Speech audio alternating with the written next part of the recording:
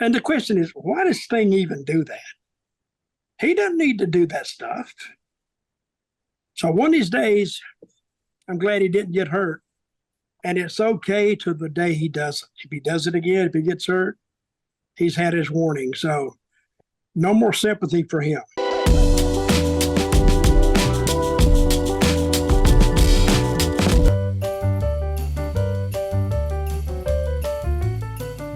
Damian Priest winning the men's Money in the Bank ladder match, kind of this car crash type of matchup that was a great spectacle, but put a spotlight on all the competitors involved, including Damian Priest, who won.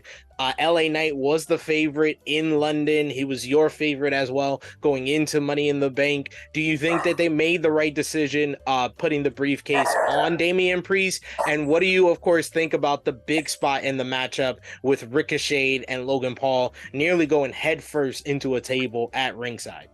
Hey, when I saw that, I said, these guys are going to get killed. That was a tricky bump. Anyway, you're dealing with ropes. And Paul almost tripped. Then they went off, and I says, one of these days, one of them's not going to get up. That took a hell of an athletic performance to even pull that off. Because you can practice it, but you don't have any way of knowing if these ropes are going to go here, there, or a misstep, or balance or leverage. Both of them were lucky. Let me tell you who else was lucky too, and I don't know if people have been watching my social media.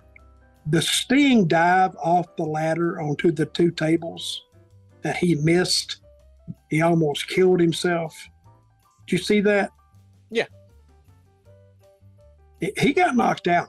He said he didn't, but he did. You can tell when he stood up, he didn't know where he was. He was on Dream Street. He didn't know and knocked a tooth out, he said. Why do you think that happened? People ask me. I think he hit Sammy's knee, because he did hit it. He didn't miss it. He did hit it. He just didn't go through both tables, and it was too far. This part of him hit it from here up. And, of course, Sammy's going to raise his knee thinking he's coming to the middle, but he didn't, and that's what got him. Yeah, you're right. The knee got him. And there was a lot more things wrong with that. The way they held the ladder down, I don't know who taught those people how to hold a ladder. You don't hold the backside. You hold the front side. That's what he's kicking off of, pushing off of.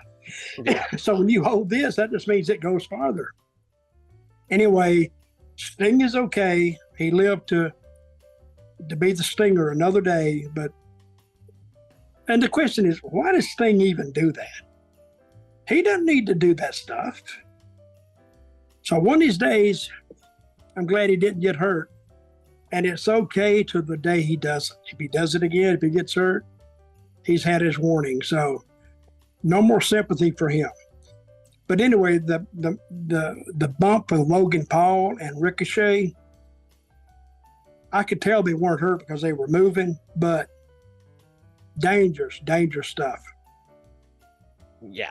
I don't know if it was worth the risk, but hey, as long as everybody's okay, that's the bright side. And then what do you think? Did you think WWE made the right decision putting the briefcase on Damian Priest in the men's match? This was my thinking going into it. Damian Priest has the Judgment Day with him. Yeah. So, and he's kind of with them. Putting it on him kind of gives him another way to go and leaves Day. But they got rid of Finn Balor, right? No, Finn Balor's still in the group. Okay. But, and I thought, and I predicted, and I missed this one, that they would put it on Mr. What's his face name? Oh, yeah. What's his name? LA Knight. Oh, yeah, LA Knight, yeah. See, I thought they'd put it on him, but they didn't. But I'm going to take you back to Triple H's statement. And this kind of appeases me a little bit, and it should appease all the fans. The story never ends. The story never ends. So just because they didn't do it now, and people took that as, oh, some people did, he's not going to get the big push. He will. LA Knight is over, which is kind of mind-blowing thinking how he started with the maximum male models. Hell, that killed the coronavirus vaccine. That's what. But he started badly, and they separated him and kept him going.